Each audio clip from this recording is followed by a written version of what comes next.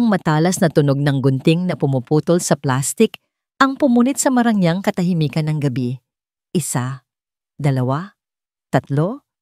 Sunod-sunod na nilaslas ng kanyang inang si Doña Isabela ang mga credit card na para kay Sean ay mas mahalaga pa sa sarili niyang hininga. Bawat lagitik ay parang isang sampal sa kanyang pagkalalaki. Ma, ano ito? Is this some kind of sick joke? Halos pabulong na tanong ni Sean, hindi makapaniwala sa nasasaksihan. Nakatayo sila sa pribadong silid ng pinakasikat na bar sa syudad. Isang lugar na isinara niya para lang sa kanyang mga kaibigan ngayong gabi. Sa labas ng pinto, dinig pa rin niya ang malakas na tugtog at tawanan. Pero sa loob, tanging ang malamig na titig lang ng kanyang ina ang sumasalubong sa kanya. Ang pagiging isang Devilla ay hindi isang laro, Sean. Sagot ni Doña Isabela. Ang boses ay kalmado, pero may bigat na parang bakal. Maingat niyang inilapag ang mga piraso ng pinuputol na plastik sa ibabaw ng mamahaling mesa. At tapos na ang oras mo para maglaro. Napahila mo si Sean sa kanyang mukha. Okay, fine. I get it. Masyado akong nag-enjoy sa party. I'm sorry, pero hindi mo kailangang gawin to. Hindi sumagot ang kanyang ina. Isinenyas lang nito ang dalawang malalaking lalaking nakatayo sa likuranan niya. Mga gorilya, sa isip ni Sean. Mga tauhan ng kanyang ina na laging nakabuntot kahit saan. Uuwi na tayo. Sabi lang ni Doña Isabela. Isang ngisi ang gumuhit sa labi ni Sean. Fine. Let's go home. I'm a little tired anyway. Pero hindi ang daan pauwi sa kanilang mansyon ang tinahak ng sinasakyan nila. Lumagpas sila sa mga pamilyar na kalsada ng Forbes Park sa mga naglalakihang gusali ng BGC. Ang maliwanag na syudad ay dahan-dahang napalitan ng madidilim na probinsya. Saan tayo pupunta? Tanong ni Sean. Ang kaba ay nagsisimula nang gumapang sa kanyang dibdib. Sa lugar kung saan mo kailangang matutunan ng isang bagay na hindi kayang bilhin ng pera. Simpleng sagot ng kanyang ina na hindi man lang siya tinitingnan. Nagpumigla si Sean. Nagwala. Pero ang mga braso ng mga bantay sa magkabilang gilid niya ay hindi natinag. Para siyang isang hayop na isinilid sa isang kulungan. Ang kanyang boses na sanay na naguutos ay naging sigaw na walang nakakarinig. Matapos ang ilang oras na biyahe, huminto ang sasakyan sa harap ng isang luma at halos gibagibang bahay. Napapaligiran ito ng matataas na damo at ang tanging ilaw ay nagmumula sa buwan. Ang amoy ng alikabok at basang lupa ang sumalubong sa kanya. What is this place?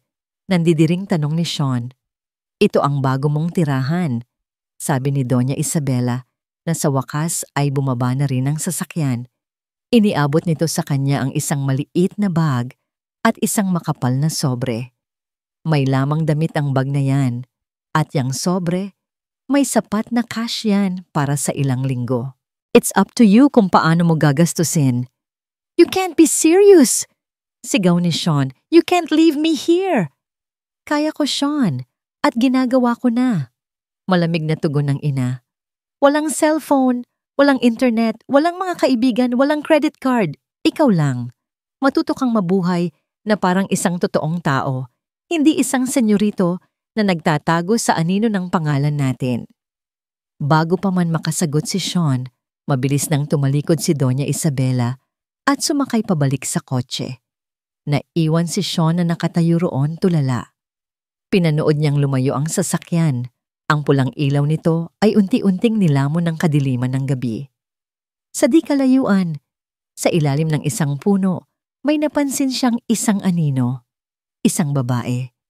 Hindi niya maaninag ang mukha nito, pero ramdam niya ang mga matang nakatitig sa kanya. Isang titig na hindi niya mawari, may halong awa, pero mas nangingibabaw ang pagtataka na may kasamang pangungutya. Nang tuluyan nang mawala ang sasakyan, ang katahimikan ay naging nakabibingi.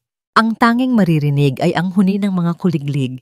Sumiklab ang lahat ng galit at pagkadismaya sa loob ni Sean. Itinaas niya ang kanyang mga kamao sa langit. Hindi pa tayo tapos, Mama. Isinigaw niya sa kawalan. Ang boses ay basag at puno ng puot. Walang sumagot. Tanging ang malamig na ihip lang ng hangin at ang walang katapusang huni ng mga kuliglig ang kanyang naging karamay. Noon niya naramdaman, nag-iisa siya. Talagang nag-iisa. Hindi pa man tumitilaok ang mga manok sa kanilang kapitbahayan ay gising na si Pamela. Sanay na ang kanyang katawan sa pagbangon habang ang langit ay madilim pa at ang hangin ay malamig pa. Ito ang kanyang mundo. Isang mundong simple, tahimik at puno ng responsibilidad. Dahan-dahan siyang bumangon mula sa kanyang banig para hindi magising ang dalawa niyang nakababatang kapatid na mahimbing na natutulog sa sahig. Sinilip niya muna ang kanilang ina sa katabing silid. Mahina ang paghinga nito, pero payapa. Isang gamot na naman ang kailangan nitong bilhin mamaya. Isang reseta na naman ang kailangang pag-ipunan. Napabuntong hininga na lang si Pamela. Nag-init siya ng tubig para sa kape at naghanda ng almusal, sinangag at itlog. Pagkatapos ay lumabas siya sa kanilang bakuran. Dito, sa maliit na manukan na minana pa niya sa kanyang ama, nagsisimula ang kanyang araw. Ang pagpapakain sa mga alagang manok, ang paglilinis ng kanilang kulungan, ang pag-iipon ng mga itlog. Ito ang kanyang buhay, paulit-ulit. Pero para sa pamilya, gagawin niya ang lahat. Kagabi, habang pauwi siya galing sa paglalako ng itlog sa bayan, narinig niya ang ugong ng isang mamahaling sasakyan. Isang bagay na bihira lang mangyari sa kanilang lugar. At nakita niya ito, ang pagdating ng isang binatang taga Maynila. Isang binatang mukhang naligaw na anghel na bumagsak mula sa langit. Maputi, matangkad, at suot ang mga damit na mas mahal pa yata sa kanilang buong bahay. At nakita niya ang lahat, ang pag-alis ng magarang sasakyan at ang pag-iwan sa binata sa gitna ng kawalan. Nakita niya ang galit at pagkasuklam sa mukha nito. Narinig niya ang sigaw nito sa gabi. Hindi niya alam kung bakit, pero may kung anong kirot siyang naramdaman, kaunting awa. Kinabukasan, habang nag-aayos siya ng mga itlog, dumating si Mang Carding, ang katiwala ng mga Devilla sa lugar nila. Pamela, may trabaho akong iaalok sa'yo, sabi ng matanda. Kailangan ng bagong saltang yan nang mag-aasikaso sa kanya. Maglilinis ng bahay, maglalaba, magluluto. Doble sa kinikita mo sa pagtitinda ng itlog ang ibabayad sa'yo kada linggo. Napatigil si Pamela. Doble? Malaking tulong yon para sa gamot ng kanyang ina. Bakit po ako? Nagtatakang tanong niya. Utos ni Doña Isabela. Ikaw daw ang kunin ko. Matino ka daw at masipag. Sagot ni Mang Carding. Pumayag si Pamela. Hindi niya kayang palampasin ang pagkakataon. Kinatok niya ang pinto ng lumang bahay. Walang sumasagot. Kinatok niya ulit, mas malakas. Ano ba? Isang sigaw mula sa loob. Maya-maya, bumukas ang pinto at bumungad sa kanya ang binatang nakita niya kagabi. Magulo ang buhok, gusot ang damit, at bakas sa mukha ang pagkainis. Sino ka? Tanong nito. Ako po si Pamela. Ako yung magiging katulong niyo, sir. Magalang niyang sagot. Tinaasan lang siya nito ng kilay. Katulong? I don't need a maid. I need my phone and my credit cards. Hindi na lang umimik si Pamela at pumasok na sa loob. Kung aasahan niya ang binatang ito na maglinis, baka abutin sila ng 1 taon. Nang mag-aalas 9 na ng umaga at tapos na siyang maglinis, naisipan niyang gisingin na ito para sa almusal. Kumatok siya sa pinto ng silid nito. Sir? Sir Sean? Gising na po. Handa na ang almusal. Go away. Sagot mula sa loob. Hindi sumuko si Pamela. Sir, kailangan niyo pong kumain. Biglang bumukas ang pinto. Look, I'll eat when I want to eat. And for breakfast, I want eggs, Benedict, and a cup of freshly brewed black coffee. Can you do that? Napakunot ang noo ni Pamela. Ano raw?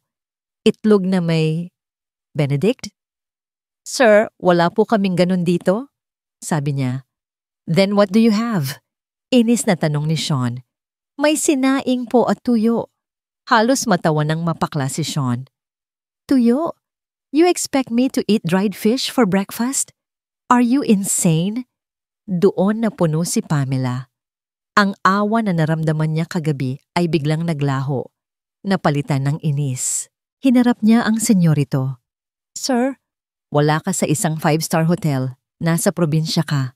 At kung ayaw mo sa pagkain, walang pumipilit sa'yo. Sabi niya, sabay talikod. Pumunta siya sa kusina, kumuha ng isang plato, nagsandok ng kanin at naglagay ng 2 pirasong tuyo. Dinala niya ito sa mesa at tinakpan. Nasa mesa ang pagkain mo. Sabi niya nang hindi lumilingon. Kung ayaw mo, magutom ka. Lumabas siya ng bahay, iniwan ang binatang tulala at hindi makapaniwala sa narinig. Habang naglalakad siya palayo, narinig niya ang mahinang pagring ng isang cellphone mula sa loob ng bahay. Isang tunog na tila nagbibigay ng pag-asa sa binatang naiwan sa loob. Napailing na lang si Pamela. Mukhang magiging mahaba ang mga susunod na araw niya. Ang tunog ng ringtone na yon ay parang musika sa pandinig ni Sean. Ito ang cellphone na iniwan ng kanyang ina. Isang luma, dikipad na telepono na may iisang layunin para sa mga emergency. At para kay Sean, ito na ang pinakamalaking emergency ng buhay niya. Nanginginig ang mga kamay niya habang sinasagot ang tawag. Bro! Sean! Thank God sinagot mo! Boses yon ni Marco, ang kanyang matalik na kaibigan. Para siyang binuhusan ng malamig na tubig. Isang pamilyar na boses sa gitna ng isang bangungot. Marco, pare nasaan ka? Anong nangyayari? Long story bro, pero narinig ko ang ginawa ni Tita Isabela. Grabe, hindi makatarungan. Sabi ni Marco, ang boses ay puno ng pakikiramay. Kaya ako tumawag. May paraan para makabalik ka dito. May paraan para maipakita mo sa kanila na hindi ka basta-basta. Kumapit si Sean sa bawat salita. Ito na. Ito na ang hinihintay niya. Anong paraan? Sabihin mo sa akin. May investment akong pinasok bro. Mabilis lang. Small-time crypto trade. Sure win. Idoble natin yung cash na iniwan sa'yo ni Tita in 24 hours. Pagkatapos, pwede ka nang umarkila ng sasakyan pabalik dito sa Manila. Pagtatawanan na lang natin to. Nag-alinlangan si Sean, pero isang sulyap sa plato ng tuyo sa mesa ang nagpatibay sa kanyang desisyon. Hindi ito ang buhay para sa kanya. Sige bro, game ako. Mabilis niyang sagot. Nagbigay ng instruksyon si Marco. Isang tagpuan sa isang maliit na karinderya sa kabilang bayan. Kailangan niyang mag-ingat. Walang dapat makaalam. Kinailangan niyang magsinungaling kay Pamela. Aalis muna ako, sabi niya. Sinisikap na maging kaswal. May kikitain lang. Tiningnan lang siya ni Pamela. Ang mga mata nito ay tila nakikita ang nasa loob niya. Saan ka pupunta? At paano? Wala kang sasakyan. Maglalakad. Hindi naman malayo. Pagsisinungaling niya. Hindi na nagtanong pa si Pamela. Tumango lang ito at nagpatuloy sa kanyang ginagawa. Isang parte ni Sean ang nasaktan sa kawalan nito ng pakialam, pero isang parte rin niya ang natuwa dahil madali siyang nakaalis. Dinala niya ang sobrang puno ng pera, ang kanyang huling pag-asa. Halos 1 oras siyang naglakad sa ilalim ng tirik na araw bago narating ang tagpuan. Nandoon na si Marco, nakaupo sa isang sulok, nakasuot ng baseball cap at salamin. Bro, bati nito sabay yakap sa kanya. Ang hirap ng pinagdadaanan mo. Pero relax, ako ang bahala sa'yo. Ang gaan sa pakiramdam. Ang makita ang isang kaibigan, isang kakampi. Walang pag-aalinlangan na iniabot ni Sean ng sobre. Eto na lahat pare, sabi niya. Kinuha ito ni Marco at tinapik ang kanyang balikat. Good decision. Bukas ng umaga, tatawagan kita. Maghanda ka nang bumalik sa totoong buhay. Umalis si Marco at naiwan si Sean na may ngiti sa labi sa unang pagkakataon mula nang dumating siya sa lugar na ito. Habang pabalik, iniisip na niya ang kanyang paghihiganti. Ang itsura ng kanyang ina kapag bumalik siya sa Maynila nang mas mayaman pa. Ang itsura ni Pamela kapag iniwan niya ang mabahong lugar na ito.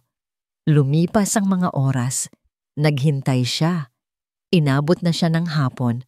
Walang tawag. Sinubukan niyang tawagan ang numero ni Marco. Hindi ito sumasagot. Baka busy lang, sabi niya sa sarili. Dumating ang gabi. Sinubukan niya ulit. Ring lang ng ring. Nagsimula ng kumabog ng mabilis ang kanyang dibdib. Nag-text siya. Bro, anong balita? Walang reply. Nag-text siya ulit. Marco, sumagot ka naman. Wala pa rin. Sinubukan niyang tawagan muli. Ngunit sa pagkakataong ito, iba na ang kanyang narinig. The number you have dialed is currently not in service. Please try your call later. Paulit-ulit. Parehong mensahe. Binuksan niya ang kanilang chat history sa social media gamit ang luma at mabagal na browser ng telepono. At doon, nakita niya ito. Ang profile picture ni Marco ay naging blanko. Hindi na niya mahanap ang pangalan nito. He was blocked. Nabitawan ni Sean ang telepono. Napaupo siya sa gilid ng maalikabok na kalsada habang ang dilim ay tuluyan ng bumabalot sa paligid. Ang ingay ng mga kuliglig ay parang isang kantang mapang-asar. Dinukot niya ang kanyang mga bulsa. Wala. Wala ni isang barya. Wala ni isang papel na pera. Ang sobrang dating naglalaman ng kanyang kalayaan ay isa na lamang alaala. Nawala na ang lahat. Ang huling pusta niya sa buhay. Talo. Nakatitig lang siya sa kawalan. Ang kanyang mga mata ay walang makita. Hindi galit. Hindi lungkot. Isang nakabibiinging kawalan lang ang kanyang nararamdaman. Wala na siyang babalikan. Wala na siyang tatakbuhan. Gabi na at hindi pa rin bumabalik ang senyorito. Nakahiga na si Pamela sa kanyang banig, pero gising pa rin ang kanyang diwa. Iniisip niya ang binatang umalis kaninang umaga na puno ng sikreto at pag-asa. Siguro ay nakahanap na ito ng paraan para makatakas. Siguro ay hindi na ito babalik. Isang parte niya ang nakahinga ng maluwag. Bawas sa iisipin, bawas sa sakit ng ulo. Pero may isang maliit na parte sa kanya na hindi mapakali. Paano kung napahamak iyon? Paano kung naligaw? Bahala siya sa buhay niya. Pabulong niyang sabi sa sarili. Sabay pilit na ipinikit ang mga mata. Ilang sandali pa, narinig niya ang mahinang kaluskos sa labas. Dahan-dahan siyang bumangon at sumilip sa bintana. Sa liwanag ng buwan, nakita niya si Sean. Nakaupo sa isang malaking bato sa di kalayuan. Ang mga balikat ay bagsak. Ang ulo ay nakayuko. Para siyang basang sisiw na iniwan ng kanyang ina. Wala na ang ere ng kayabangan. Wala na ang senyas ng pagiging isang Devilla. Ang nakikita niya ngayon ay isang taong talunan. Nagdalawang isip si Pamela, pero nanaig ang kanyang konsensya. Kumuha siya ng isang basong tubig at nilapitan ito. Hindi man lang nag-angat ng tingin si Sean nang maramdaman niyang may tumabi sa kanya. Sir, sabi ni Pamela, inaabot ang baso. Doon lang ito lumingon. Sa ilalim ng manipis na ilaw, nakita ni Pamela ang mga mata nito. Walang laman. Puno ng kawalan. Ito ang unang pagkakataon na nakita niya ang totoong desperasyon sa isang tao. Nawala na lahat. Halos pabulong na sabi ni Sean, ang boses ay paos. He took everything. My friend, he scammed me. Hindi kailangang magpaliwanag pa ni Sean. Naintindihan na ni Pamela ang lahat. Ang pag-alis nito kanina, ang paghihintay, at ang itsura nito ngayon. Nakaramdam siya ng inis. Inis dahil sa katangahan nito. Pero sa ilalim ng inis, may awa. Awa para sa isang taong ngayon lang yata nakaranas ng tunay na hirap. Hindi siya nagsalita. Tumayo lang siya at bumalik sa loob ng bahay. Pagkaraan ng ilang minuto, lumabas siyang muli. Hindi na siya nagsalita. Inilapag lang niya sa harap ni Sean ang isang plato ng mainit na kanin at ang natirang ulam nila kaninang hapunan. Isang simpleng adobong manok. Napatingin si Sean sa pagkain tapos sa kanya. May namumuong luha sa mga mata nito. "Bakit?" tanong nito. "Kumain ka na," sabi lang ni Pamela. "Mukha kang gutom." Tumalikod na siya para bigyan ito ng espasyo. Narinig niya ang mahinang tunog ng kutsara at tinidor. Narinig niya ang isang halos hindi marinig na hikbi. Kinabukasan, naabutan niya si Sean na natutulog sa sahig ng sala. Hindi ito bumalik sa kwarto nito. Doon lang, sa sahig, na parang isang taong pagod na sa mundo. Hinayaan niya muna ito. Ngunit nang sumikat na ang araw, kailangan na nilang harapin ang katotohanan. Gaya ng dati, naghanda siya ng almusal, tuyo at sinangag. Inilapag niya ito sa mesa. Nang magising si Sean, tahimik lang itong umupo at nagsimulang kumain. Walang reklamo, walang anumang salita. Nang matapos ito at akmang tatayo na, nagsalita si Pamela. Ang boses niya ay kalmado pero matatag. "Tapos ka nang kumain." Napatingin sa kanya si Sean, naghihintay. Oras na para magtrabaho. Dinala niya si Sean sa likod bahay sa maliit niyang manukan. Ang amoy ng dumi ng manok at pagkain ng mga ito ay masangsang at nakakasulasok. Nakita ni Pamela ang bahagyang pag-urong ni Sean. Iniabot niya rito ang isang pala at isang walis tingting. "Anong gagawin ko dito?" tanong ni Sean, nandidiri. "Maglilinis ka," simpleng sagot ni Pamela. "Kung gusto mo pang kumain mamayang tanghali at mamayang gabi, kailangan mong pagtrabahuhan. Dito walang pera, walang pride. Ang mayroon lang ay trabaho at pagkain." Napatingin si Sean sa kulungan ng manok, sa makapal na dumi sa sahig. Napahawak siya sa kanyang ilong at nakita ni Pamela ang panginginig ng kanyang mga labi na para bang malapit na siyang masuka. Pero wala itong nagawa. Dahan-dahan, kinuha nito ang pala mula sa kanyang kamay. Ang unang pagsubok nito na dumakot ng dumi ay nauwi sa biglaang pag-ubo at pagduwal. Hindi siya tinawanan ni Pamela. Pinanood niya lang ito. Ang senyoritong dati ay kayang bilhin ng buong mundo. Ngayon ay nakikipagbuno sa dumi ng manok para lang sa isang plato ng pagkain. Habang hawak ang pala at napapaligiran ng ingay at baho ng manukan, napatingin si Sean kay Pamela. Ang kanyang mga mata ay puno ng pagkalito, pagod, at isang tanong na tila sumasalamin sa buong pagkatao niya. "Ganito na lang ba talaga ang buhay ko?" Tanong nito sa isang boses na halos hangin na lang. Ang mga sumunod na araw ay isang paulit-ulit na bangungot para kay Sean. Ang alarm clock niya ay hindi na ang malambing na tunog mula sa kanyang designer na orasan, kundi ang malakas na tilaok ng mga manok. Ang pabango niyang bivilgari ay napalitan ng hindi maalis-alis na amoy ng dumi at patuka. Araw-araw, ang kanyang trabaho ay pareho. Maglinis ng kulungan, magbuhat ng sako-sakong feeds, at mag-ipon ng mga itlog. Sa unang linggo, bawat galaw niya ay puno ng pag-aalinlangan at pandidiri. Paulit-ulit siyang nadudula sa dumi at ang mga braso niya ay puno ng mga gasgas.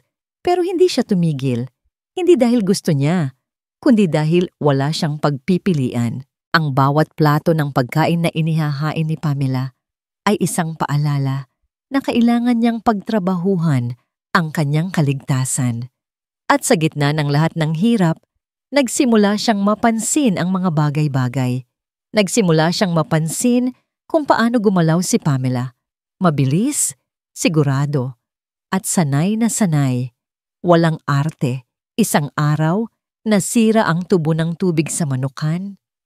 Akala ni Sean ay katapusan na ng mundo. Pero si Pamela, kumuha lang ng ilang gamit.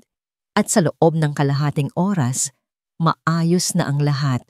Puno ng putik ang mukha at braso nito, pero sa paningin ni Sean, hindi ito mukhang marumi. Mukha itong malakas. Nagsimula rin siyang mapansin ang kanilang mga tanghalian. Pagkatapos ng nakakapagod na umaga, uupo sila sa ilalim ng isang malaking puno ng mangga. Ang pagkain ay simple, isda, gulay at kanin.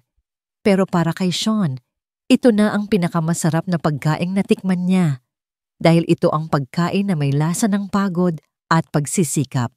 Isang hapon, habang nag-aabutan sila ng isang basket ng mga itlog, nagdikit ang kanilang mga kamay. Naramdaman ni Sean ang gaspang ng palad ni Pamela. Mga kalyo, mga marka ng walang katapusang pagtatrabaho. Hindi tulad ng malalambot na kamay ng mga babaeng kilala niya sa Maynila. Pero sa halip na pandirihan, isang kakaibang damdamin ang gumapang sa kanya. Respeto, paghanga. "Hoy, anong tinitingin-tingin mo dyan?"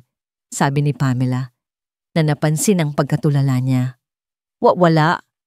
Mabilis na sagot ni Sean, sabay bawi ng kamay na parang napaso.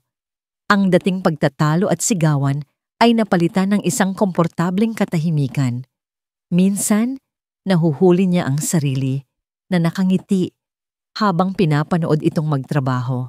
Minsan, nagkukwento ito tungkol sa kanyang mga kapatid, sa kanyang pangarap na makapagtapos sila ng pag-aaral. At si Sean, sa unang pagkakataon sa buhay niya, ay natutong makinig. Totoong pakikinig. Ang pagbabago ay naging mas malinaw isang araw nang pumunta sila sa bayan para magbenta ng mga itlog. Ilang mga tambay na lalaki ang nagsimulang biruin si Pamela. Mga bastos na salita ang kanilang binibitawan. "Uy, Miss Pamela, ang ganda natin ngayon baka pwedeng makatikim ng itlog mo?" Nakita ni Sean ang pagtiim ng bagang ni Pamela, pero hindi ito kumibo. Ngunit si Sean, hindi niya napigilan ang sarili. Walang pag-aalinlangan, humakbang siya at tumayo sa pagitan ni Pamela at ng mga lalaki. "May problema ba dito?" tanong niya. Ang boses ay malamig at matigas. Nagulat ang mga lalaki sa biglaang pagsulpot niya. Tinignan siya mula ulo hanggang paa.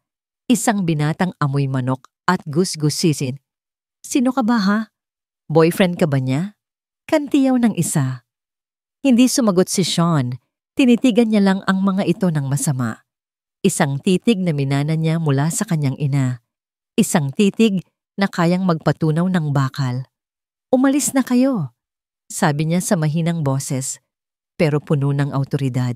Nagkatinginan ang mga lalaki at sa huli ay nagpasya na lang na umalis. Nang sila na lang ulit ang natira, hinarap ni Sean si Pamela. "Okay ka lang?" Nakatitig lang sa kanya si Pamela. Ang mga mata ay puno ng pagtataka. Hindi ito ang senyoritong nakilala niya. Ito ay iba. Tumangulang ito bilang sagot. Habang naglalakad sila pauwi, hindi na sila nag-usap. Pero may nagbago sa hangin sa pagitan nila. Ang dating pader na yelo ay nagsisimula nang magkaroon ng mga bitak. Hindi alam ni Sean kung ano ito, pero alam niyang ang pakiramdam na kasama si Pamela ay mas mahalaga na ngayon kaysa sa pagbabalik sa Maynila. Ngunit ng gabing iyon, habang si Sean ay nahihimbing sa pagod, may ibang pader na muling itinatayo. Sa kanyang kwarto, binuksan ni Pamela ang isang maliit at lumang baul na gawa sa kahoy, isang pamana mula sa kanyang ama. Sa loob nito, sa ilalim ng mga lumang damit, may isang supot na naglalaman ng mga papeles. Kinuha niya ang isang litratong kupas na at isang dokumento ng titulo ng lupa. Nanginginig ang kanyang mga kamay habang tinititigan ang pangalang nakasulat sa dokumento. Isang pangalan na naging sanhi ng kanilang paghihirap. Isang pangalan na sumira sa kanilang pamilya. De Villa, ang pamilya ni Sean. Biglang bumalik ang lahat ng sakit. Ang mga luha ng kanyang ama. Ang pagkakasakit ng kanyang ina. Ang lupang dapat sana ay sa kanila, ngayon ay kinatatayuan ng manukang pinagtatrabahuhan niya, kasama ang anak ng taong kumuha ng lahat sa kanila. Ang kaunting init na nagsimulang mamuo sa kanyang puso para kay Sean ay biglang nanlamig na parang binuhusan ng nagyayelong tubig. Ang bawat butil ng bigas na isinusubo ni Pamela kinabukasan ay parang bubog na lumalason sa kanyang lalamunan. Paano siya makakakain ng pagkaing nagmula sa pawis at pagod sa isang lupang ninakaw mula sa kanila? Paano niya haharapin ang lalaking anak ng pamilyang naging dahilan ng kanilang pagdurusa? Ang lahat ng maliliit na kilig na naramdaman niya, ang paghanga sa unti-unting pagbabago ni Sean, ang pasasalamat sa pagtatanggol nito sa kanya, lahat ay natabunan ng isang malaking alon ng galit at sakit mula sa nakaraan. Naging yelo ang pakikitungo niya kay Sean. "Magandang umaga." Bati ni Sean nang pumasok ito sa kusina. May bahagyang narangiti sa labi. Isang ngasang ngiti na sa mga nakaraang araw ay nagsisimulang magpainit sa puso ni Pamela. Pero ngayon, hindi. Hindi siya lumingon. "Nasa mesa ang kape mo." Malamig niyang sagot. Naramdaman agad ni Sean ang pagbabago. Nawala ang ninangiti niya. "May problema ba, Pam?" "Wala." Maikling sagot niya habang naghuhugas ng mga plato na parang gusto na niyang basagin. Sa manukan, ang dating komportabling katahimikan nila ay napalitan ng isang mabigat at nakakabinging tensyon. Hindi na siya nakikipagkwentuhan. Hindi na siya nakikipagbiruan.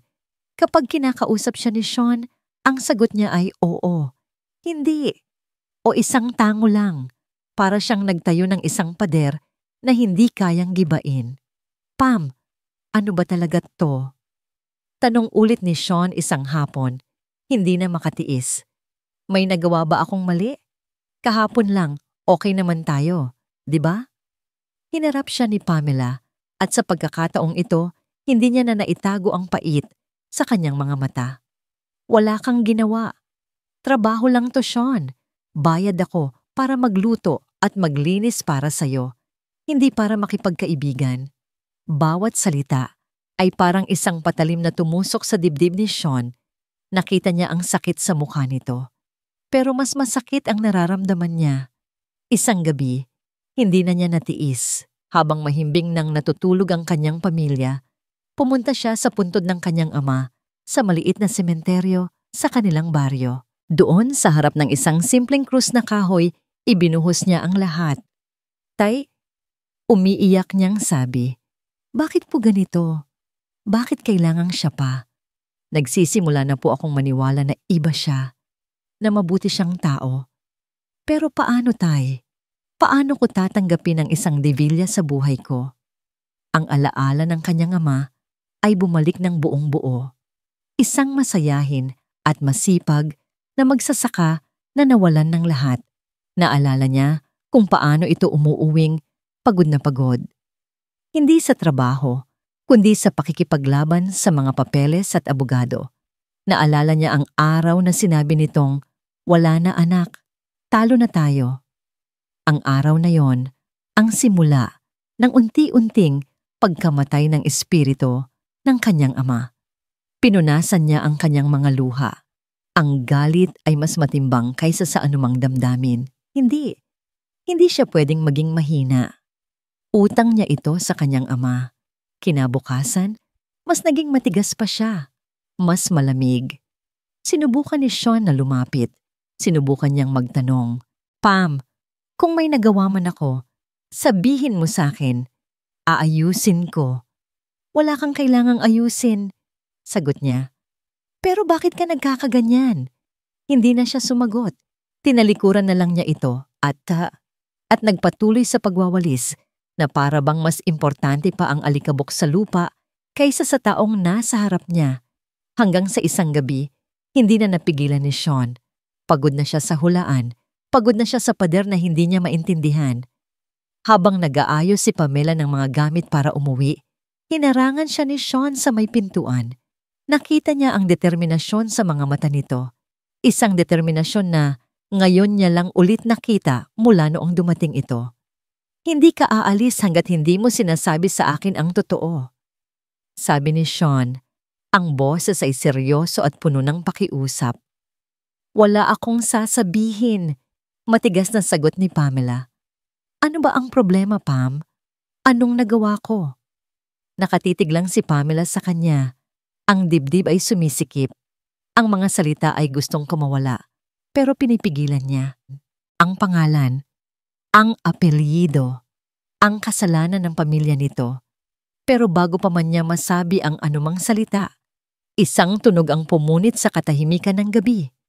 Ang ugong ng isang sasakyan na papalapit. Isang ugong na pamilyar kay Sean, pero bago kay Pamela. Huminto ito sa mismong tapat ng bahay. Pareho silang napatingin sa labas, nagtataka. Isang anino ang lumabas mula sa mamahaling sasakyan. Isang aninong naglalakad na may awtoridad at kayamanan. At habang papalapit ito sa liwanag na nagmumula sa bahay, ang mukha ng anino ay dahan-dahang nagiging malinaw. Ang babaeng lumabas mula sa magarang kotse ay larawan ng karangyaan at kapangyarihan. Nakasuot ito ng isang eleganteng itim na bestida. Ang buhok ay perpektong nakaayos at ang bawat alahas sa katawan nito ay sumisigaw ng kayamanan. Para siyang isang agila na bumisita sa pugad ng mga pipit. "Tita Elena," gulat na sabi ni Sean. Ngumiti ang babae. Isang ngangiting hindi umabot sa kanyang mga mata. "Sean, iho, I was so worried about you." Lumapit ito at niyakap si Sean ng mahigpit. Isang yakap na para kay Pamela ay walang kahit anong init. Pagkatapos ay bumaling ito sa kanya. Tinitingnan siya mula ulo hanggang paa na may bahid ng pagkamuhi sa mga mata. "At sino naman ang babaeng ito?" tanong ni Tita Elena. Si Pamela po. Ang tumutulong sa akin dito," sagot ni Sean. "Ah, the help," sabi lang ng ginang na para bang isa siyang kasangkapan at hindi tao. Hindi na nag-aksaya ng panahon si Sean. "Tita, anong ginagawa mo dito? Si Mama? Okay lang ba siya? May nangyari ba?" Ang ngiti ni Tita Elena ay napalitan ng isang malungkot na ekspresyon, isang perpektong pag-arte. "Ang iyong ina? Hindi siya masyadong mabuti, iho. That's why I'm here. Para tingnan ka, para kumbinsihin kang bumalik na." Habang nag-uusap sila, sa Maynila, sa isang mamahaling opisina, may isa pang pag-uusap na nagaganap. "Kumusta ang operasyon?" tanong ng isang boses sa telepono. Si Marco, nakaupo sa isang swivel chair na gawa sa mamahaling katad, ay ngumisi. "Everything is going according to plan, ma'am. Naipadala ko na ang report tungkol sa progress ni Sean. As we expected, he's adapting."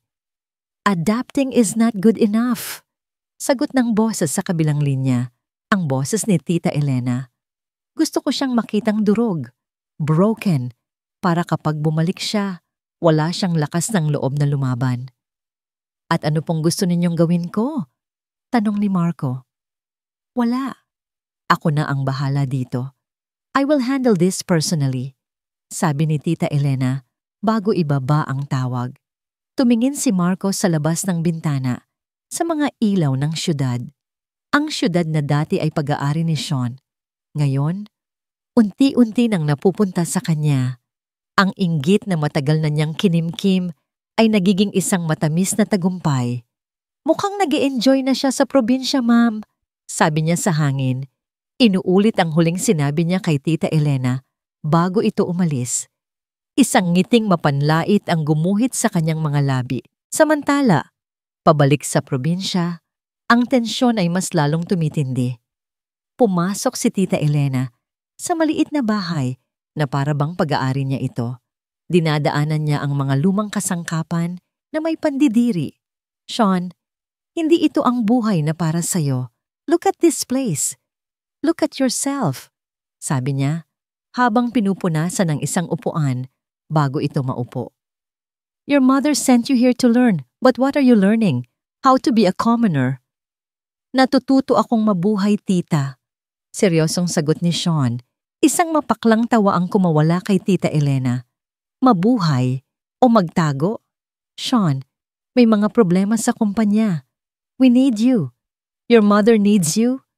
Pero paano ka makakatulong kung nandito ka at naglalaro ng bahay-bahayan?"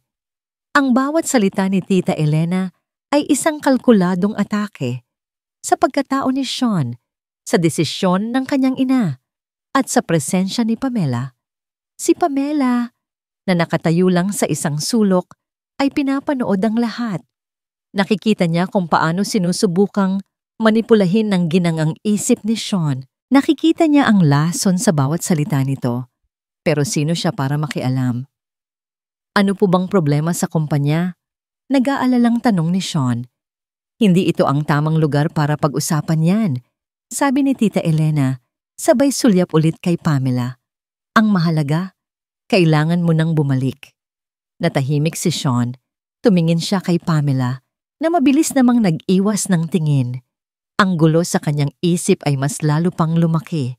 Ang isip niya ay nagsasabing kailangan niyang bumalik para sa kanyang ina. Pero may isang bahagi ng kanyang puso na ayaw iwanan ang lugar na ito. Ayaw iwanan si Pamela. Pag-iisipan ko, tita, sabi niya sa huli. Ang nangiti ni Tita Elena ay bumalik. Isang nangiting tagumpay. Good, pero huwag mong masyadong patagalin. Baka mahuli ang lahat. Tumayo na ito handa nang umalis. Pero bago tuluyang lumabas, huminto ito at hinarap muli si Sean. Ang boses ay sapat lang para marinig nilang dalawa ni Pamela. Kung ganon, oras na para bisitahin ang mahal kong pamangkin. I'm glad I did, sabi nito. Sabay tapik sa pisngi ni Sean. At para makita kung anong klaseng basura ang pinagkakaabalahan niya dito. Ang huling salita ay malinaw na isang patama kay Pamela. Umalis si Tita Elena. Sakay ng kanyang magarang kotse at iniwan ang isang makapal na alikabok at isang mas mabigat na katahimikan. Naiwan si Sean at Pamela na nakatayo, parehong hindi makapagsalita. Ang problemang kanina lang ay tungkol sa kanilang dalawa. Ngayon ay mas naging komplikado. Isang ahas mula sa Maynila ang dumating at naghasik ng lason. At hindi pa nila alam, ang lason na yon ay malapit ng kumalat. Ang ihip ng hangin na iniwan ng umalis na kotse ni Tita Elena ay parang isang malamig na hininga ng kamatayan. Naramdaman ni Sean ang pagkabigla. Hindi lang dahil sa biglaang pagdating ng tiyahin niya, kundi dahil sa bigat ng bawat salitang binitawan nito. Si Mama, may sakit. Halos pabulong na tanong ni Sean. Ang boses ay puno ng takot. Tinitigan siya ni Pamela at sa mga mata nito, nakita ni Sean ang awa. Ang parehong awa na nakita niya noong una silang nagkita, noong una siyang nadapa. Ngayon, mas masakit iyon. Sean, sabi ni Pamela. Ang boses ay malambing, isang bagay na matagal nang hindi niya narinig mula rito. Kumain ka muna. Pero hindi siya gutom. Ang tanging nararamdaman niya ay ang pagsisikip ng kanyang dibdib. Pumasok siya sa loob. Iniwan si Pamela na nakatayo sa labas. Tulala. Hindi niya maintindihan. Bakit ngayon lang sinabi ni Tita Elena? Bakit hindi man lang siya tinawagan ng kanyang ina? Bakit siya ipinadala sa lugar na ito kung may sakit pala siya? Hindi siya makatulog ng gabing iyon. Ang bawat salita ni Tita Elena ay bumabalik sa kanya. Dugyot, isang kahihiyan sa pamilya. Hindi ito ang buhay na para sa'yo. Nang sumikat ang araw, pakiramdam ni Sean ay mas matamlay pa siya kaysa sa mga nakaraang araw. Ang lahat ng pagbabago, lahat ng pagsisikap niya ay tila walang kabuluhan. Ang almusal ay tahimik. Ni hindi niya kayang tingnan si Pamela. Pakiramdam niya ay isa siyang malaking pagkakamali. Isang malaking kahihiyan na hindi dapat naroroon. Habang naglilinis siya ng kulungan ng manok na para bang wala siyang nararamdaman, muling bumalik si Tita Elena. Hindi na ito sakay ng magarang kotse, kundi isang van. May mga kasama ito, mga lalaking may dalang mga gamit. Lumapit si Tita Elena kay Sean. May hawak na isang sobre. Sean, iho, sabi nito. Ang boses ay puno ng pekeng awa. Ang iyong ina. Ayaw niyang sabihin sa'yo, pero mas lumala ang kanyang kondisyon. Kailangan niya ng mamahaling gamot at operasyon sa ibang bansa. Nanlamig ang buong katawan ni Sean. Ano? Pero, paano? Bakit hindi niya sinabi sa akin? Dahil alam niyang nabigo ka dito, alam niyang nawala mo ang lahat ng ipinagkatiwala niya sa'yo, gusto niyang magpakatatag ka. Gusto niyang bumalik ka sa Manila bilang isang Divilla, hindi bilang ito. Sinulyapan ni Tita Elena si Pamela na nakikinig mula sa di kalayuan. Nawala mo ang lahat ng pera na iniwan niya para sa'yo, di ba? You failed her, Sean. Utang na loob mo sa kanya na ngayon ay nakahiga siya sa hospital bed at kailangan ng tulong na hindi mo kayang ibigay. Dagdag ni Tita Elena. Ang bawat salita ay tumagos sa buto ni Sean. Para siyang tinutusok ng libu-libong karayom ang mga alaala ng kanyang pagwawaldas ng pera, ng kanyang pag-aaksaya, ng kanyang pagkakadaya kay Marco. Lahat ay bumalik na parang isang pelikula. Hindi niya napansin na lumapit si Pamela. Kaya ko pa rin siyang tulungan, tita. Bumalik ako. Bumalik para saan, Sean? Putol ni Tita Elena na tumaas ang boses. Para sa isang katulong na mas mukha pang may-ari ng manukan kaysa sayo? Para sa isang lugar na hindi makakatulong sayo? Bumalik ka nang walang kahit anong nakuha. Ni wala kang pera para pambili ng tiket pabalik sa Manila. Doon na bumuhos ang luha ni Sean. Ang lahat ng paghihirap, ang lahat ng pagnanais na magbago, ang lahat ng pagsisikap na patunayan ang kanyang sarili. Lahat ay nawala na sa isang iglap. Pakiramdam niya ay wala siyang silbi, wala siyang kwenta. Isang malaking pagkakamali. Dahil sa'yo, kailangan pa naming ibenta ang ilang ari-arian para lang matugunan ang gastos.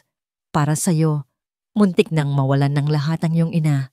Patuloy ni Tita Elena, ang boses ay puno ng paninisi.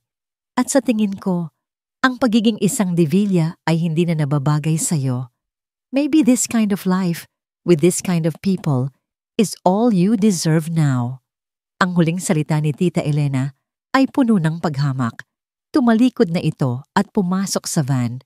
Bago tuluyang umalis, huling sinulyapan ni Tita Elena si Pamela.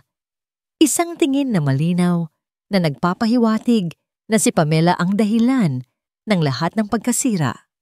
Naiwan si Sean na nakaluhod sa lupa. Ang mga kamay ay nakahawak sa kanyang ulo.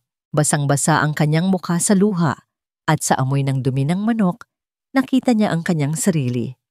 Isang taong wala. Isang taong talunan. Lahat ay nawala. Ang pamilya niya, ang pera niya, ang pag-asa niya. At ngayon, kahit ang kaunting paggalang na nakuha niya kay Pamela ay tila nawala na rin. Nang imulat niya ang kanyang mga mata, nakita niya si Pamela. Ang mga mata nito ay hindi na puno ng galit o inis. Wala na ang pagkamuhi sa kanilang pamilya. Ang nakikita niya ay purong awa.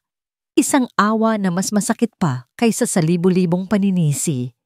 Ang pagitan ng dilim at ng unang sinag ng araw ay ang pinakamahabang oras sa buhay ni Sean. Buong gabi siyang nakaupo sa sahig ng sala. Ang kanyang isip ay gulong-gulo. Ang mga salita ni Tita Elena ay paulit-ulit na umalingaw-ngaw sa kanyang utak. Nawala mo ang lahat. Wala kang silbi. Isang kahihiyan. Ang sakit ay matindi, pero sa gitna ng sakit, may isang maliit na tinig ang nagsimulang kumwestiyon. Bakit ngayon lang sinabi ni Tita? Bakit napakabilis ng lahat? Kung may sakit ang kanyang ina, bakit hindi siya tinawagan nito? Bakit hindi niya naramdaman? Si Doña Isabela ay isang matatag na babae. Hindi ito basta-basta susuko. Biglang lumiwanag ang isang ideya sa isip ni Sean. Isang maliit na butil ng pag-aalinlangan ang nagsimulang lumaki. Narinig niya ang mahinang tunog ng mga yabag. Si Pamela. Naglalakad ito ng tahimik patungo sa kusina. Tulad ng dati, narinig niya ang tunog ng pag-iinit ng tubig. Maya-maya, naramdaman niya ang isang tasa na inilapag sa tabi niya. Mainit na kape. Hindi nagsalita si Pamela. Hindi rin siya lumingo. Pero sa simpleng gawaing iyon, naramdaman ni Sean ang isang kakaibang init. Tiningnan niya ang tasa. Pagkatapos ay tiningnan niya si Pamela na nakatalikod, nag-iihaw ng tuyo. Ang pader na itinayo nito sa pagitan nila ay tila nagkaroon ng maliliit na butas. Pam, mahina niyang tawag. Lumingon si Pamela. Ang mga mata ay puno pa rin ng awa. Pahiram ng telepono mo, sabi ni Sean. Kailangan kong tawagan si Mama. Nagulat si Pamela sa pakiusap niya. Matagal itong nag-isip. Pagkatapos, dahan-dahan itong lumapit at iniabot ang kanyang luma at di keypad na cellphone. Nanginginig ang mga kamay ni Sean habang tinatype ang numero ng sekretarya ng kanyang ina. Si Aling Nena. Si Aling Nena ang pinakamatagal at pinagkakatiwalaang tauhan ng kanyang ina. Ring. Ring. Hello? Boses ni Aling Nena. Aling Nena, si Sean po ito. Mabilis na sabi ni Sean. Sean, anak ka ng Diyos. Saan ka ba galing? Bakit hindi ka matawagan? Boses ni Aling Nena na puno ng pag-aalala. Aling Nena, totoo po ba? Totoo po bang may sakit si Mama? Malala po ba? Diretsong tanong ni Sean. Ang kanyang puso ay kumakabog ng malakas. Natahimik si Aling Nena sa kabilang linya. Sino ang nagsabi sa iyo niyan? Si Tita Elena po. Dumalaw siya dito at sinabi niya po ang lahat. Na nasa ospital daw po si Mama, malala ang sakit. At kailangan ng operasyon? Diyos ko! Naku Sean, hindi totoo yan, putol ni Aling Nena. Ang donya ay malakas. Malakas pa sa kalabaw. Oo, may problema sa kumpanya, pero hindi siya may sakit. Alam kong nilalason na naman ang tiyahin mo, ang isip mo. Para siyang binuhusan ng malamig na tubig, hindi sa sakit, kundi sa katotohanan. Isang katotohanan na mas masakit pa kaysa sa inaakala niya. Niloloko siya, ginagamit siya. May problema po sa kumpanya? Tanong niya ulit. Malaking problema, Sean. At si Tita Elena mo, iba na ang mga galaw niya. Hindi ko lang masabi sa'yo lahat sa telepono. Kailangan mong umuwi. Kailangan mo ang iyong ina. Doon na naintindihan ni Sean ang lahat ng nangyari. Ang biglaang pagputol ng kanyang mga credit card, ang pagpapadala sa kanya sa probinsya, ang pagsubok na magpakatanga siya kay Marco. Ang lahat ay bahagi ng isang malaking laro at siya ang pawn. Ibinaba ni Sean ang telepono. Nakatingin sa kanya si Pamela. Totoo nga ang sinabi ko, sabi ni Pamela. Ang boses ay malungkot. Ang mga divya, walang pinipili. Ang mga lupa, ang mga ari-arian, lahat ay kayang saktan para lang makuha. Hindi siya sinagot ni Sean, pero hindi rin siya nagalit. Sa halip sa mga mata niya, mayroong isang kakaibang liwanag. Hindi na pagkabigla, hindi na sakit, kundi apoy. Apoy ng galit, apoy ng determinasyon. Kailangan kong bumalik, sabi ni Sean. Para saan? Wala ka ng pera, sagot ni Pamela. Tiningnan ni Sean si Pamela, ang kanyang mukha ay seryoso. Hindi ako babalik para sa pera. Babalik ako para protektahan ang aking ina.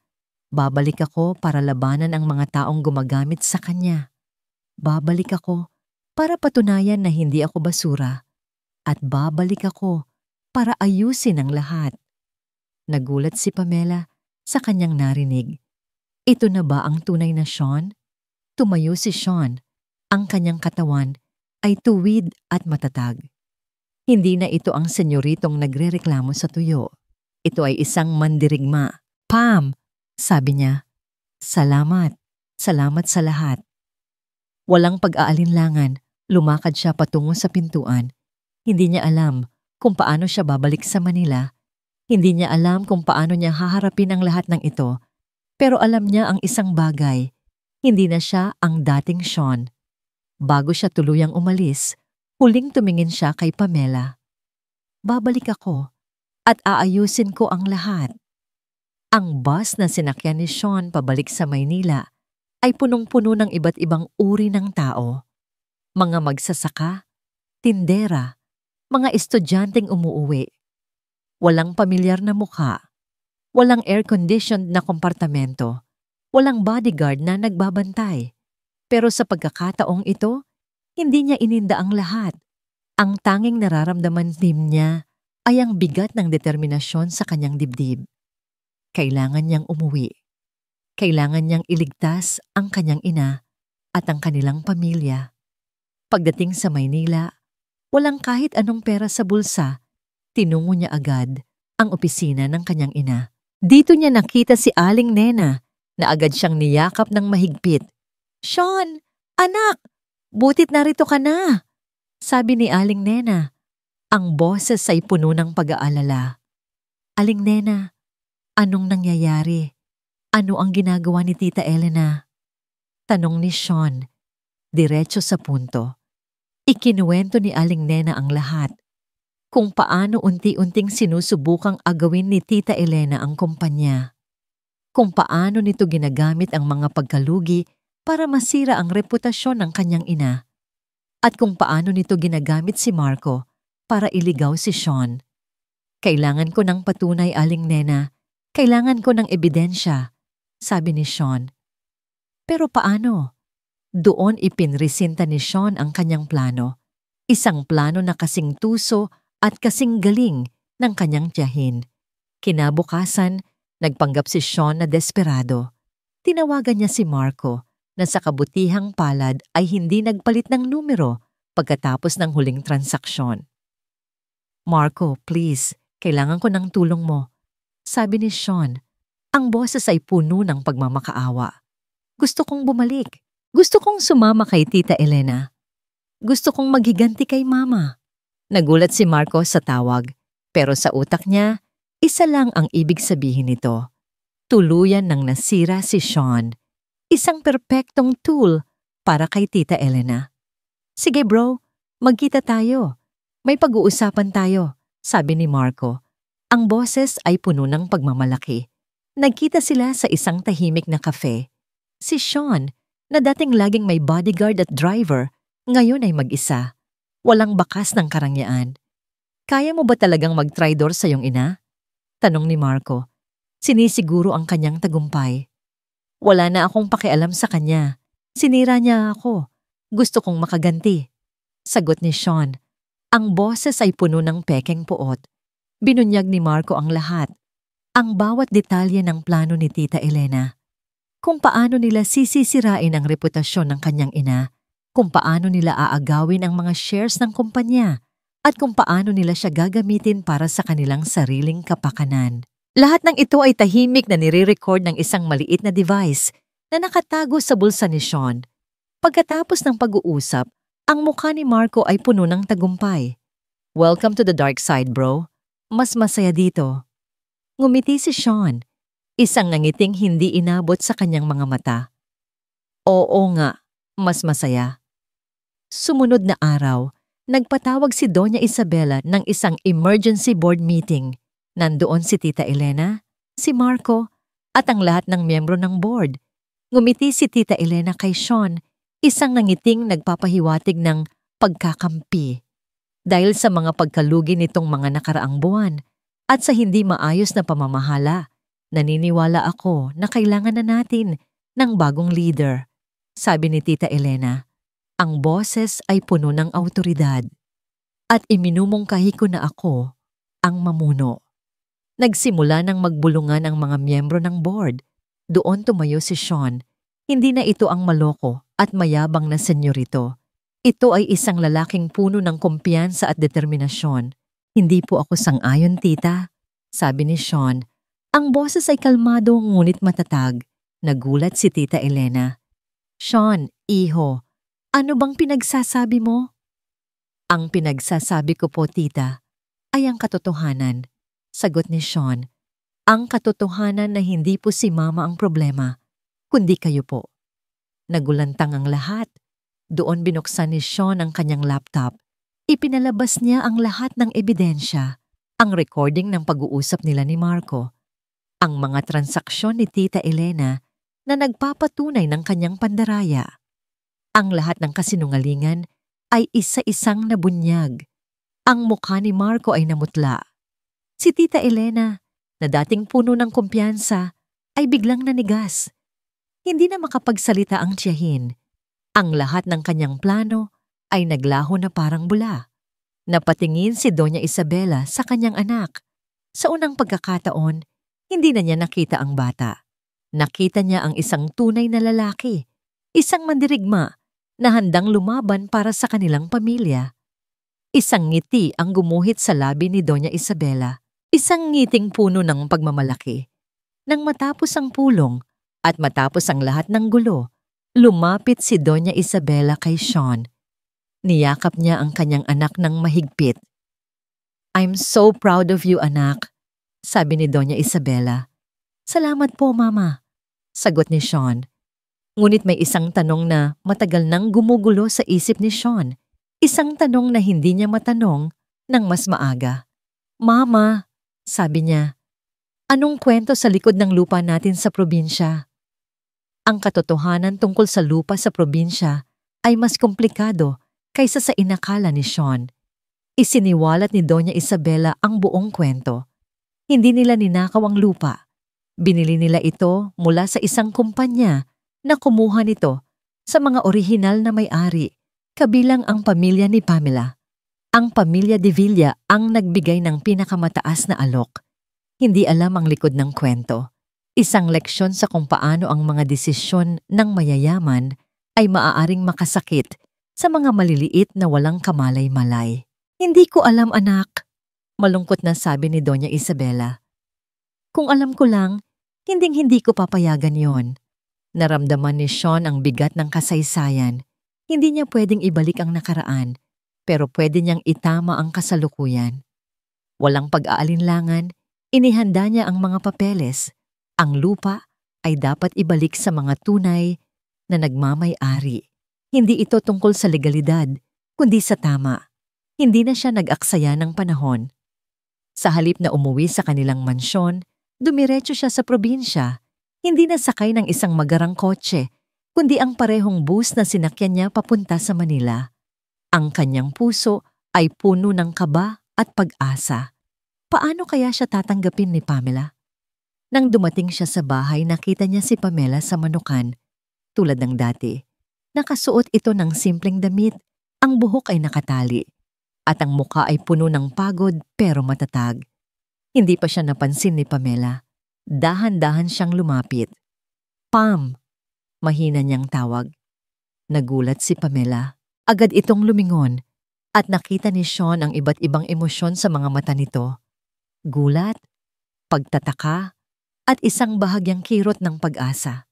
"Sean?" tanong nito. "Bakit ka nandito?" Hindi sumagot si Sean. Sa halip lumapit siya ng tuluyan. Ang kanyang mga kamay ay may hawak na isang sobre. "Pamela," sabi niya. Ang boses ay seryoso.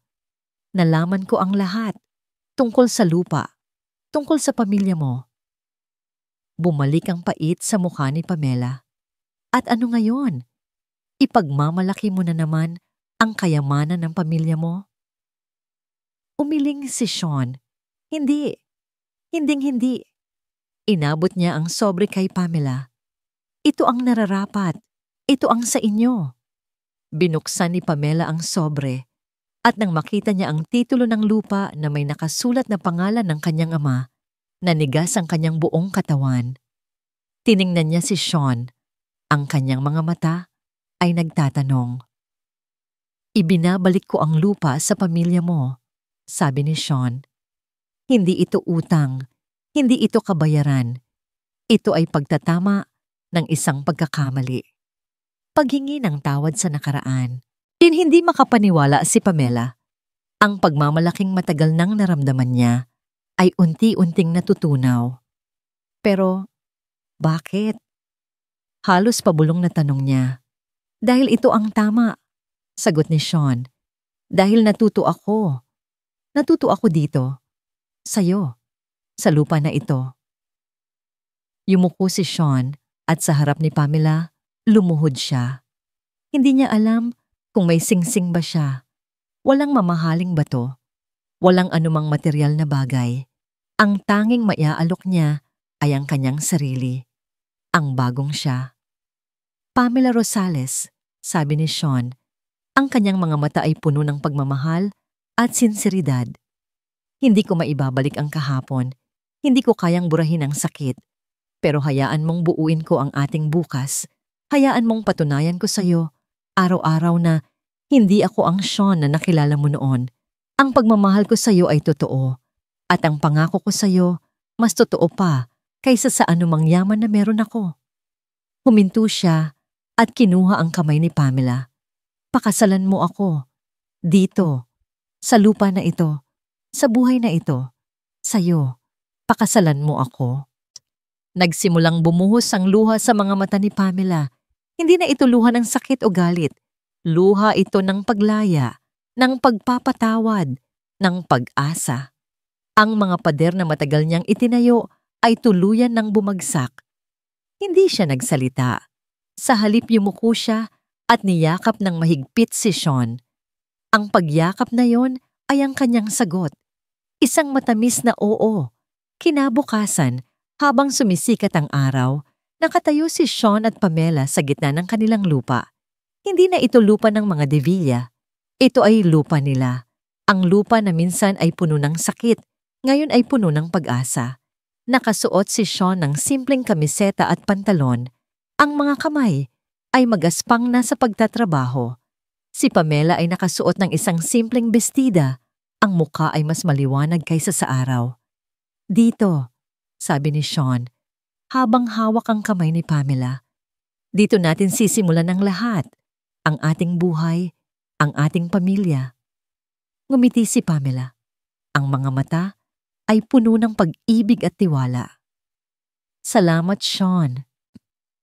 Hindi, sabi ni Sean, sabay halik sa noo nito. Salamat, Pam. Ikaw ang nagturo sa akin kung paano magmahal, kung paano maging tao. At sa yakap ng kanilang pag-ibig, sa gitna ng payapang probinsya, sa ibabaw ng lupang minsan ay dahilan ng kanilang paghihiwalay, nagsimula ang kanilang bagong simula. Isang simula na binuo sa pagpapatawad, pag-unawa at isang pagmamahal na mas matibay pa sa anumang yaman.